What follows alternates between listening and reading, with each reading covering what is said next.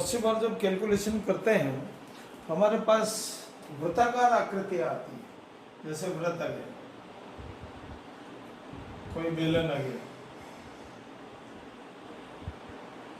बेलन, शंकु आ गया,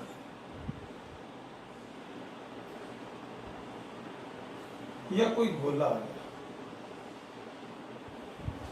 इस प्रकार की आकृतियों में जब हम गणना करते हैं तो हमारे को इसमें मान लीजिए आपको परिधि निकालनी है। परिधि का मतलब हो गया संपूर्ण घेरे की लंबाई, और संपूर्ण घेरे की लंबाई का सूत्र 2πr। दूसरा, अगर क्षेत्रफल निकालना होता है तो हम बात करते हैं πr²। ये वृत्त है, यहाँ दो वृत्ताकार भाग है और ये पूरा गोला है।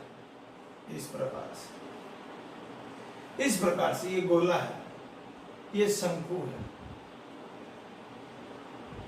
जिसमें कम से कम एक भाग वृत्ताकार हो। उसमें हमें एक मान की आवश्यकता होती है जिसे कहते हैं पाई का मान। और हम क्या करते हैं कि हमको यही सिखाया जाता है कि पाई का मान 22/7 या 3.1415 सामान्य तौर पर इस तरह से सिखाया जाता है। कब 22/7 या 3.14 के लगभग मान प्राप्त होता है, और हम इसको रख करके कैलकुलेशन कर दें। लेकिन ये है क्या, आता कहां से है? ये वृत्त, एक और छोटा वृत्त, फिर थोड़ा छोटा वृत्त, और फिर छोटा वृत्त। अब पाई की वैल्यू आती कहां से, किस प्रकार से लाए, ये लगभग मान कैसे आया, क्यों आया, इसकी परिकल्पना क्यों की? पाई एक ग्रीक शब्द है जो नियत मान है, नियतांक है, निश्चित है, अचल है। ये व्रत है, अलग अलग व्रत है। इन व्रतों की, जैसे मान लो पहला व्रत है, ये नंबर 1 व्रत है, ये दूसरा व्रत है, ये तीसरा, ये चौथा और ये 5। इसमें ये व्रत का व्यास है, अलग अलग व्यास आ जाएंगे। अब क्या है, हम क्या करेंगे कि इस पहले व्रत की परिधि ज्ञात करेंगे। परिधि कैसे ज्ञात करेंगे? इसकी लंबाई निकालनी पड़ेगी। तो आप क्या करेंगे, इसके किसी एक बिंदु से इस पूरे व्रत की हमने लंबाई निकाली। इसी प्रकार दूसरे व्रत की निकालेंगे, तीसरे व्रत की, चौथे व्रत की और 5वें व्रत की हम इसकी लेंथ निकाल लेंगे। और ये व्रत जो है, इसका डायमीटर, व्यास, परिधि बटा, अगर हम व्यास कर दें अलग अलग परिधियों में उनके व्यास का भाग लगा दिया जाए तो हमें एक निश्चित मान प्राप्त होगा 3.1416 लगभग इस तरह से।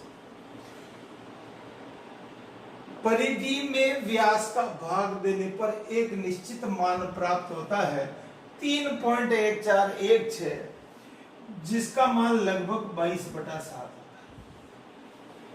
तो ये एक नियत राशि हो गई, और परिधि का हम परिधि में व्यास का भाग देने पर पाई प्राप्त होगा। हमको ध्यान रखना है पाई कैसे आया, अलग अलग व्रतों की परिधियों में इसकी लंबाई निकाली, इसके व्यास का भाग दिया, इसकी लंबाई निकाली, दूसरे व्रत व्यास का भाग दिया, तीसरे व्रत की परिधि निकाली, फिर व्यास का भाग दिया, चौथे व्रत की परिधि निकाली, फिर व्यास का भाग दिया, 5। इस तरह अनेक व्रतों की अगर हम लंबाई निकाल लें और उस जिसकी हमने लंबाई निकाली उसी का व्यास निकाल करके अगर भाग लगा दें तो हमको एक निश्चित मान प्राप्त होगा, जो लगभग हर एक में, पहले व्रत में भी यही प्राप्त होगा, दूसरे में भी यही, तीसरे में भी, चौथे में भी 5। इस तरह एक लगभग इस तरह का मान हमको प्राप्त होगा 3.1416। हम सामान्य कैलकुलेशन में हम 3.14 3.1416 का उपयोग भी नहीं करते हैं सिंपल कैलकुलेशन के लिए, या 22/7 का उपयोग करते हैं। इसलिए हमें जानकारी होनी चाहिए पाई क्या है, पाई क्यों आवश्यक है। यह निश्चित अचर राशि है, ठीक है। पाई एक अपरिमेय संख्या है। क्या है? अपरिमेय। अपरिमेय संख्या क्या होती है? जिसमें अगर हम भाजन क्रिया करें तो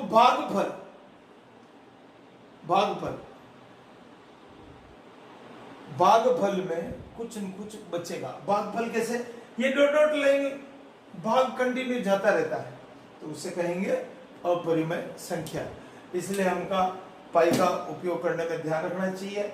और हमें ये ध्यान रखना चाहिए कि परिधि का मतलब होता है, पाई का मतलब होता है परिधि बटा व्यास, और ये निश्चित मान होता है।